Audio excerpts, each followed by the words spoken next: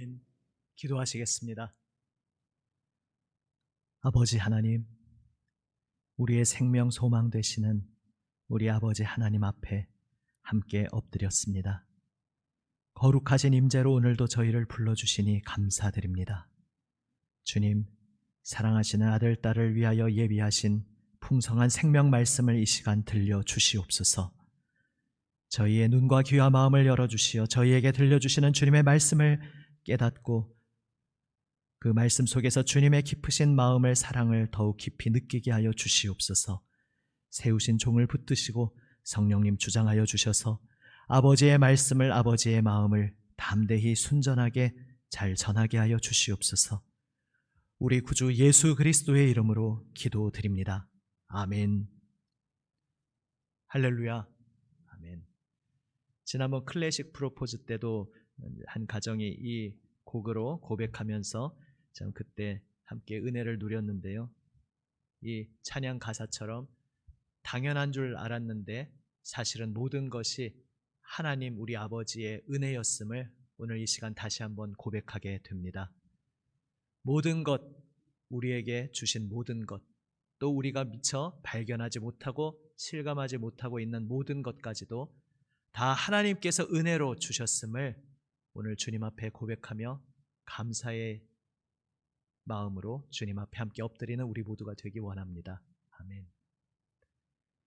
우리는 그리스도인입니다. 그리스도의 사람, 그리스도인으로 산다는 것이 무엇인가 하면 보통 주님, 예수님을 믿는 것이다. 우리는 당연히 이렇게 대답할 수 있습니다. 그런데 주님을 믿는다는 것을 또 다른 말로 표현하자면 주님을 기다리는 것이라 이렇게도 말할 수 있겠습니다. 바로 기다림의 절기, 이 대림절에 주님을 기다림에 대해 우리는 다시 한번 묵상하게 됩니다. 그런데 기다림이란 참 쉽지 않습니다. 우리의 세상살이에서도 누군가를 기다리는 것 혹은 어떤 일을, 무언가를 기다린다는 것이 설레는 일이기도 하면서 또 어떤 때는 견뎌내야 하고 시간이 도무지 흐르지 않는 것 같고 참 힘겹다는 것을 우리는 경험하며 살아갑니다. 주님을 기다린다는 것도 역시 그렇게 쉽지 않은, 녹록지 않은 일이라는 것을 우리 성도 여러분이 경험하며 살고 계실 것입니다. 기다림의 믿음이란 어떤 것일까? 오늘 기다림 속에서 오직 주님 바라보기 원하는 우리에게 바로 이 기다림의 믿음에 대해 오늘 본문을 통해 주님께서 우리에게 말씀을 들려주십니다. 오늘 본문 1장 38절 상반절에 마리아가 고백합니다. 마리아가 이르되 주의 여종이오니 말씀대로 내게 이루어지이다 하매. 아멘. 이 마리아의 고백에 기다림의 믿음이 어떤 것인지 아주 잘 나타나 있습니다. 주의 여종이오니 말씀대로 내게 이루어지이다. 첫 번째로 기다림의 믿음은 하나님의 전능하심을 믿는 것입니다. 오늘 본문 그 앞서 천사의 고백과 같습니다. 1장 37절 말씀입니다. 한번 자막 보시고 함께 읽어보시겠습니다. 대저 하나님의 모든 말씀은 능하지 못하심이 없느니라. 아멘. 더 무슨 설명이 필요하겠습니까? 하나님의 모든 말씀은 능하지 못하심이 없느니라. 어제 어떤 전도사님과 이제 처음 뵌 분인데 좀 대화를 나눌 기회가 있었습니다. 그런데 그 이야기 중에 이런 고백을 하시더라고요. 이제 신학교에서 삼위일체 하나님에 대해서 갑자기 수업 때 듣는데 학부 때부터 다녔었지만 신대원에 와서 갑자기 그 말씀이 소위 요즘 속된 말로 멘붕이라고 하죠. 정신이 붕괴되는 듯 하면서 이게 하나님이 삼위일체 세 분이시지만 사실은 한 분이시고 한 분이시지만 그 세 분이 온전히 한 교제 안에 있다는 이게 도대체 무슨 말인가 도무지 알 수 없어서 당황하고 모든 것이 다 뒤죽박죽이 되는 그런 느낌 가운데 하나님께서 그 마음에 이런 음성을 들려주셨다는 것이죠. 내가 하나님 아니냐? 하나님이면 다 되지 않느냐? 하나님이면 모든 것이 된다. 이 말씀을 그 마음에 주셨다는 것입니다. 그걸 듣는 순간 여전히 삼위일체가 내 지식의 한계 속에서 이런 것이구나 이해가 되지는 않지만 그렇죠. 하나님이시니까 가능하죠. 그냥 그렇게 이해가 되면서 은혜 가운데 받아들여졌다는 그러한 고백을 들었습니다. 우리 삶에서도 사실 우리는 하나님 전능하십니다라고 고백하지만 정말 내 삶에서 막상 나에게 피부로 와닿고 내 앞에 떡 가로막은 어떤 거대한 어려움, 그 전도사님의 고백처럼 내가 이해할 수 없는 어떠한 난해한 일들, 꼭 어떤 교리적인 것이 아니라 내 인생의 여정 중에 왜 이런 일들이 벌어지는지 내가 다 이해할 수 없는 일들이 있을 수 있습니다. 또 내가 내 힘으로는 도저히 감당할 수 없는 버거운 일들이 내 앞에 다가올 수가 있습니다. 그러한 우리 앞에 주님께서는 말씀하여 주십니다. 내가 너의 하나님이 아니냐? 너의 하나님 나 여호와는 전능하신 하나님 아니냐? 말씀으로 천지를 창조하신, 빛이 있으라 말씀하시자 빛이 있었던 바로 그 하나님이 너의 하나님이 아니냐? 주님께서 우리에게 말씀하고 계십니다. 우리가 고백하고 우리가 믿는 우리 하나님 아버지는 전능하신 하나님이시라는 사실을 오늘 다시 한번 새삼스럽게 우리 마음 깊이 간직하고 새기는 우리 모두가 되기 원합니다. 아멘. 그런데 이 전능하심의 방향성이 있습니다. 그래서 두 번째로 이렇게 표현할 수 있습니다. 두 번째로 기다림의 믿음은 구원, 새 창조의 권능을 믿는 것입니다. 우리가 하나님의 전능하심을 믿는다고 하지만 때로 우리 옛사람의 간교하고 교묘한 우리 옛사람의 유혹 가운데 그것을 하나님이 인도하시는 방향이 아니라 엉뚱한 방향으로 풀어낼 때가 있습니다. 제일 대표적인 것이 광야에서 출애굽하여 광야의 길을 행하던 그 첫 제1세대 이스라엘 백성들의 모습입니다. 먹을 것이 떨어집니다. 마실 것이 없어졌습니다. 그러니까 하나님께 따집니다. 하나님, 전능하신 하나님 아닙니까? 그런데 이게 뭡니까? 우리에게 먹을 것 안 주시는 당신을 우리가 하나님이라고 부를 수 있겠습니까? 이렇게 불평합니다. 원망합니다. 전능하심을 믿는다는 것은 돌을 떡으로 바꾸는 그러한 것이 아닙니다. 그런데 우리 옛사람은 그런 방향으로 생각할 때가 많습니다. 왜 하필 사탄이 예수님을 세 가지로 시험할 때에 돌을 떡으로 바꾸라고 했는지 가만히 생각해 볼 일입니다. 물론 하나님께서는 돌도 능히 떡으로 못 바꾸시겠습니까? 그러나 그렇게 치고 들어오는 그 방향성의 문제가 있는 것입니다. 우리의 옛사람은 그 사탄의 목소리와 정확히 공명을 하면서 늘 하나님 앞에서 그러한 요구를 합니다. 돌을 떡으로 바꿔주기를, 내 인생에서 마법을 펼쳐주셔서 모든 것에서 나를 좀 면제시켜 주시기를, 그리고 그렇게 하지 않는다면 그런 하나님을 나는 섬길 수 없다고까지 그렇게 생각하는 것이 바로 우리 옛사람의 본성입니다. 아니 그럼 불경스러운 이렇게 생각할 수 있지만 우리의 아담의 후예로서 거듭나지 못했던 우리의 옛사람, 지금도 고개를 쳐들며 어떻게 해서든지 넘어뜨리려고 하는 우리의 옛사람은 그렇게 하나님을 향해서 한 가지라도 꼬투리를 잡아서 불평하고 원망하려는 그러한 본성을 가지고 있습니다. 그러나 예수님께서는 그 사탄의 시험 앞에서 그것을 정확히 거절하셨습니다.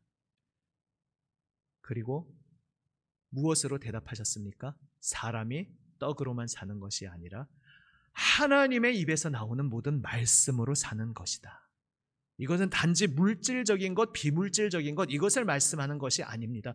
우리 눈에 볼 때에는 이것을 손에 쥐어야, 이것이 내 인생 가운데 있어야, 그래야 내 인생이 형통한 것이고, 그래야 하나님도, 감히 이렇게 표현할 수 있다면 그래야 하나님도 하나님 자격이 있다고 우리 옛사람은 그런 식으로 말하지만 주님께서는 전혀 다른, 우리의 옛사람이 기대하던 것과는 전혀 다른 방향으로 다가오십니다. 그분은 구원자로 오셨습니다. 그래서 전능하심, 하나님의 전능하심이란 바로 무엇인가? 죄와 죽음의 권세 아래 빠졌던 우리, 그래서 더 이상 아무 소망 없는 우리, 더 이상 그 죄가 용서받을 자격도 없고 용서받을 아무 능력도 없는, 하나님의 마음, 하나님의 뜻대로 새롭게 살 수 있는 아무 능력도 없는 그러한 죽어있던 우리를 다시 살리시는 것, 죄 가운데 하나님의 심판받아 멸망할 수밖에 없던 우리를 죄 용서하여 주시고 하나님의 자녀로 바꿔주시는 것, 새롭게 창조하시는 것, 바로 이것이 우리를 향하신 하나님의 전능하심의 핵심인 것입니다. 하나님의 전능하심은 바로 우리를 구원하시는 전능하심입니다. 그래서 성경에 나타난 많은 기적들도, 그 표적들도 사실은 그 방향을 가리키고 있습니다. 오늘 천사가 마리아의 친족 엘리사벳의 이야기를 들려줍니다. 엘리사벳도 아이를 낳을 수 없던 몸이었고, 또 그래서 나이도 이미 연로한 상태였는데 하나님이 말씀하시자 잉태하게 되었다 이야기합니다. 우리 창세기의 아브라함 사라의 이야기가 기억나지 않습니까? 그런데 하나님께서 이러한 사람의 상식과 능력으로는 도저히 상상도 못했던 일들을 베풀어 주시는 이유가 무엇입니까? 그것은 바로 하나님의 구원하심, 십자가 보혈 은혜, 우리를 죄에서 건지셔서 새롭게 예수님의 온전한 형상에 이르게 변화시켜 주시는 그 권능, 다른 권능이 아니라 바로 그 권능을 보여주시기 위해 그 모든 기적들을 행하신 것입니다. 우리 옛사람이 기대하는 마법에 호응해 주신 것이 아니었던 것입니다.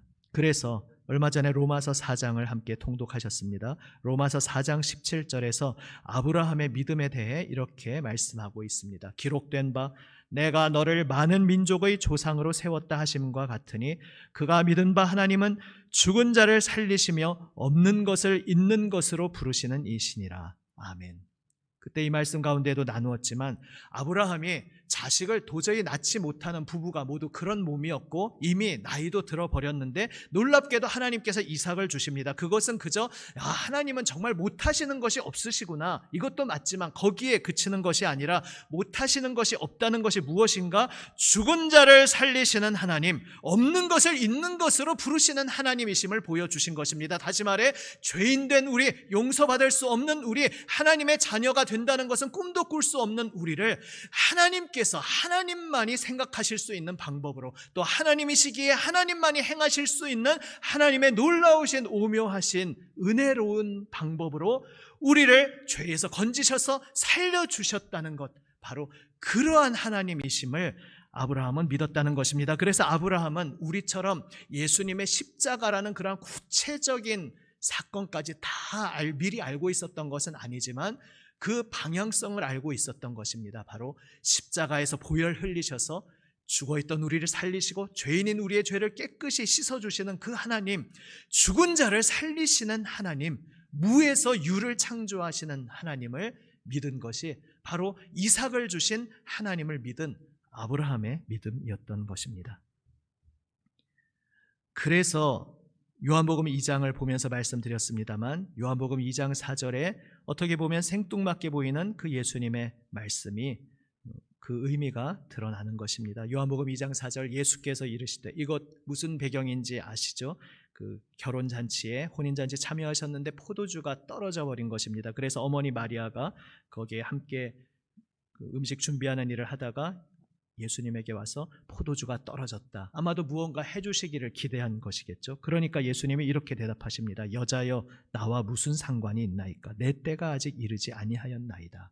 전에 말씀드렸습니다. 가끔 오해되기로 내 공생의 때가 시작 안 됐다, 아직 내가 기적을 베풀 때가 되지 않았다, 이런 뜻이 아닙니다. 그것은 요한복음 뒤에 펼쳐지는 이 단어만 추적해봐도 분명히 나옵니다. 여기서 말씀하신 것은 십자가의 때가 이르지 않았다는 이야기입니다. 그러니까 좀 동문서답처럼 들릴 수 있지만 예수님이 동문서답을 하시는 것이 아니라 우리가 예수님의 십자가를 깨닫지 못하기에 처음에는 무슨 말인지 못 알아듣는 것입니다. 예수님은 이렇게 말씀하시는 것입니다. 여인이여, 내가 이 땅에서 무슨 문제가 생기면 그것 해결해주고, 속된 말로 땜빵 해주고, 그래서 우리를 고난에서 늘 면제해주는, 포도주가 떨어지면 포도주 주시는 그러한 분으로 오신 것이 아니라는 말씀입니다. 예수님께서 우리에게 오신 것은 오직 십자가에서 흘리시는 그 보혈, 우리에게 참 생명을 주시는 영원한 참된 포도주, 그 포도주를 주시기 위해 신랑이 신부와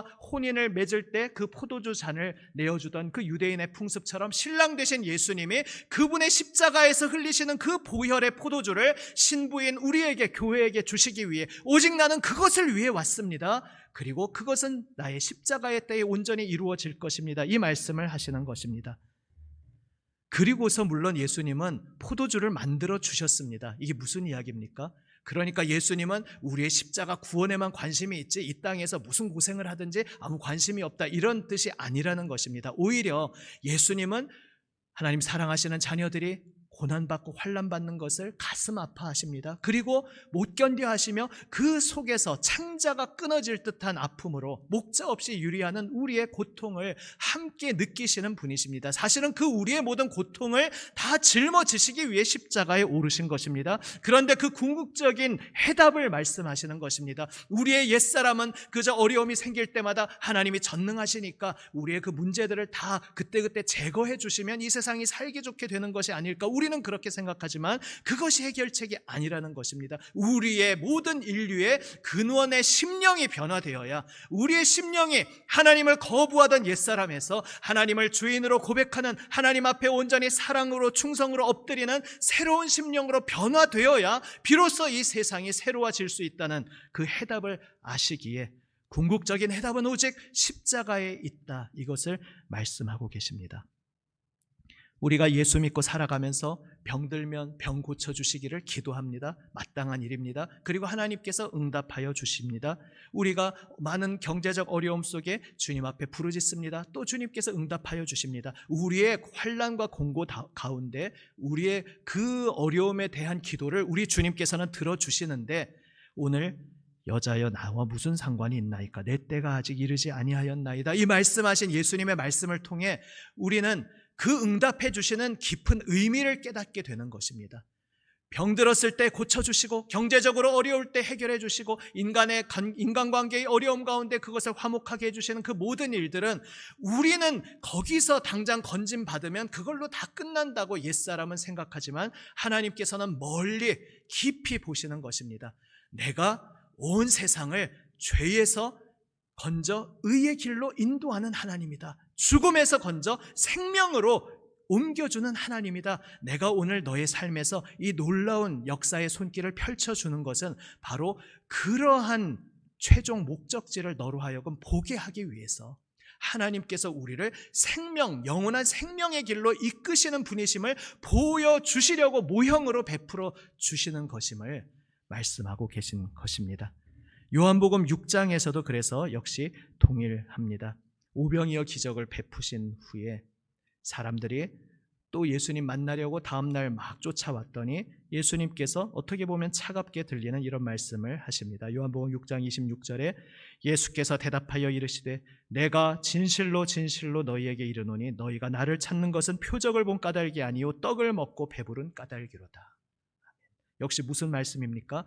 이 땅에서 내 고난에서 건짐받고 이 땅에서 문제 해결되면서 그게 다다라는 그 자리에 머물러 있지 말고 우리의 심령이, 속사람이 변화되는 것이 해답이고, 그것을 위해 예수님께서 십자가에 오르시기 위해 왔으니 바로 그 십자가 은혜 앞으로 거기까지 나아오라고 말씀하고 계신 것입니다. 그래서 뒤에 이어지는 말씀 6장 27절부터 29절까지 이렇게 말씀하십니다. 썩을 양식을 위하여 일하지 말고 영생하도록 있는 양식을 위하여 하라. 이 양식은 인자가 너희에게 주리니 인자는 아버지 하나님께서 인치신 자니라. 그들이 묻되 우리가 어떻게 하여야 하나님의 일을 하오리까?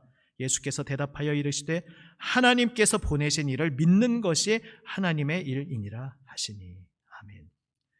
영생하도록 있는 양식을 위하여 일하라. 그 일한다는 것은 바로 예수님을 믿는 것이다. 내 어떤 공로 행위가 아니라 예수님을 믿으면 된다. 그리고 이어지는 6장 40절에서 이렇게 말씀하십니다. 내 아버지의 뜻은 아들을 보고 믿는 자마다 영생을 얻는 이것이니 마지막 날에 내가 이를 다시 살리리라 하시니라. 아멘. 예수님 믿는 이에게 영생을 주시는 이 궁극적인 해답을 궁극적인 구원을 우리에게 주시기 위해서 예수님께서는 그 예수님을 찾아온 이들에게 더 깊은 데로 나아오라, 거기에 머물러 있지 말고 예수님의 온전한 형상에 이르는 자리에까지 나아오라 초청하고 계신 것입니다. 기다림의 믿음 가운데 구원하시는 하나님, 그 새 창조의 권능을 믿는 우리 모두가 되기 원합니다. 아멘. 마지막 세 번째로, 기다림의 믿음은 주님의 뜻에 나의 생명을 온전히 맡기는 것입니다. 오늘 마리아가 결국 무엇이라 고백합니까? 주의 여종이오니 말씀대로 내게 이루어지이다. 말씀대로 내게 이루어지이다. 말씀대로 이루어지이다. 여기에서 이미 첫 번째와 두 번째 의미를 나누었습니다. 그리고 이제 세 번째로, 내게 이루어지이다. 사실 처녀의 몸인데 여전히 그 말씀을 듣는 순간도 상상도 할 수 없는 일이지만, 하나님의 권능 가운데 처녀의 몸이지만 이제 아이를 낳을 것이다, 이 말씀 앞에서 그게 가능할까 생각했으나 하나님이 말씀하시니까 말씀대로 될 것입니다. 그는 고백합니다. 그런데 여전히 그의 눈앞에는 숙제가 펼쳐져 있습니다. 아시다시피 모두가, 동네나 모든 사람이 처녀인 걸 아는데, 그 법적인 것은 전에 말씀드렸습니다. 요셉과 정혼했습니다. 그래서 오늘날 약혼과는 다르게 법적으로는 이미 부부입니다. 사실 그것이 있기 때문에 예수님이 요셉과 혈연이 이어져 있지 않지만 요셉의 아들로, 다윗의 자손으로 오시는 그 법통이 성립이 되는 것입니다. 그 타이밍이 참 기가 막힙니다. 정혼은 했기 때문에 법적으로는 부부인데, 그러나 정혼한 후에 1년 동안은 동침하지 않고 합방하지 않고 아직 친정에서 머물면서 신랑이 거처를 예비하고 신혼집을 다 마련해서 어느 날 갑자기 예고 없이 닥쳐오면 이제 그때 신부가 들러리들과 함께 맞이해서 신랑 집으로 가는 그러한 관습이 있습니다. 그러한 가운데에 지금 정혼은 했지만 처녀의 몸인데 아이를 가져서 배가 부른다. 이게 무엇을 의미하겠습니까? 사람들이 이 하나님의 뜻을 어떻게 이해할 수 있겠습니까? 돌에 맞아서 죽을 수 있는, 정말 생명까지 걸어야 하는 그러한 위기에 빠진 것입니다. 그것을 마리아는 이미 다 알고 예상하고 있었지만, 하나님께서 나에게 말씀하시고 나를 택하셔서 하나님의 전능하심으로 나를 이 길로 이끌어 주시니 어떻게 되든지 간에 주님의 말씀대로 저에게 이루어질 것입니다. 마리아는 고백했던 것입니다. 기다림의 믿음은 주님의 뜻에 나의 생명을 온전히 맡기는 것입니다. 그래서 우리 주님께서 누가복음 9장 23절에서 말씀하셨습니다. 함께 읽습니다. 또 무리에게 이르시되 아무든지 나를 따라오려거든 자기를 부인하고 날마다 제 십자가를 지고 나를 따를 것이니라. 아멘. 자기를 부인하고 하나님 거스르던 옛사람의 본성을 다 내려놓으라는 것입니다. 그리고 오직 새롭게 입혀주신 그 새 사람을 입고 예수님을 사랑하는 그 새 사람, 예수님을 위해 온전히 저의 모든 것을 드리겠습니다 고백하게 된 그 새 사람을 입고 주님을 온전히 따르도록 우리 예수님께서 우리를 초청하고 계십니다. 예수님을 믿는다는 것, 예수님을 기다린다는 것은 이렇게 나의 모든 생명을 믿고 주님 손에 맡기며, 주님, 저의 삶에 어떠한 일이 펼쳐질지라도 그 모든 것 가운데 주님의 뜻이 역사하시고, 그래서 주님께서 영광 받으시고 또한 저의 삶에 오직 주님의 충만한 생명의 결실로 열리게 하실 줄 믿습니다. 주님께서 선하신 뜻으로 저를 불러주셨기에 저를 사용하여 주시옵소서. 저의 인생 가운데 이 세상을 구원하시는 하나님의 그 놀라우신 생명의 손길을 펼쳐 주시옵소서. 고백하는 것, 바로 이것이 마리아의 고백이고, 바로 이것이 예수 그리스도의 부르심을 받아 그분을 따르게 된 그리스도의 사람, 그리스도인 바로 우리 모두의 고백인 것입니다. 사실 이 말씀을 전하고 있는 이 순간에도, 말씀을 전하는 저도, 또 아마도 들으시는 여러분도 이것이 그렇게 쉬운 것이 아니라는 것은 우리가 다 모두 공감하고 알고 있습니다.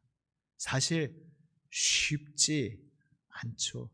예수님이 십자가에 오르신 것이 쉬운 일이었겠습니까? 하나님의 아들이니까 당연히 쉬운 일이셨겠습니까?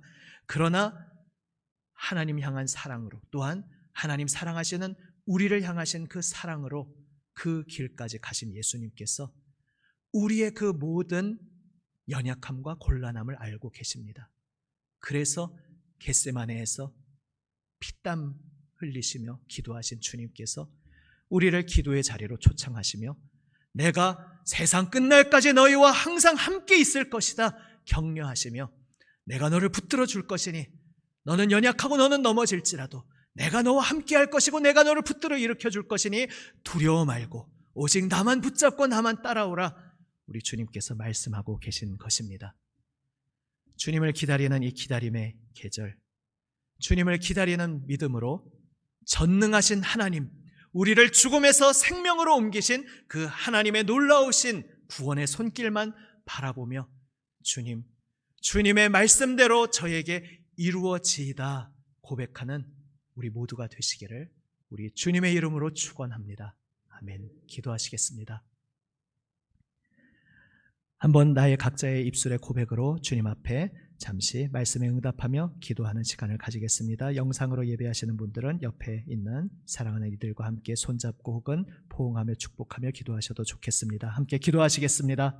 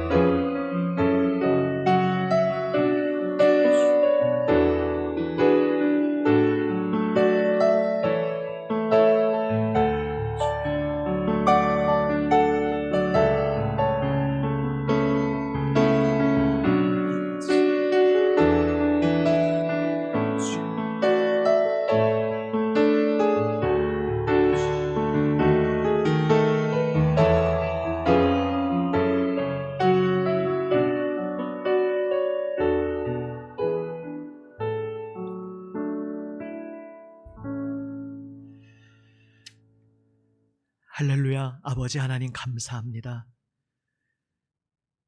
죄와 죽음 가운데 아무 소망 없이 절망 가운데 있던 저희를 구원하시기 위해 하나님 독생자 우리 주 예수님 육신으로 우리와 같은 인간으로 찾아와 주시고 우리의 모든 죄와 우리의 모든 한숨과 우리의 모든 고통을 한 몸에 짊어지시고 십자가에서 생명 내어주심으로 저희의 영원한 소망이 되어주시니 감사드립니다. 주님, 전능하신 하나님의 손길을 오직 오늘 다시 한번 바라보게 하여 주시옵소서. 아무 소망 없는 절망의 자리 저희를 죄에서 건지시어 영원한 하나님의 의로 이끄시고 예수 그리스도의 온전한 형상에 이르기까지 완성시켜 주시는 주님의 능하신 손길만 바라보게 하여 주시옵소서. 시작하신 분이 끝까지 이루어 주실 것을 믿으며 주님의 뜻에 비록 주님 따르는 길 고난의 가시밭길일지라도 그 길 가운데 격려하여 주시고 그 길 가운데 주님의 풍성한 생명을 체험토록 이끌어 주시는 오직 주님만 의지하며 주님 손 붙잡고 주님 따라가게 하여 주시옵소서. 우리 구주 예수 그리스도의 이름으로 기도드립니다. 아멘.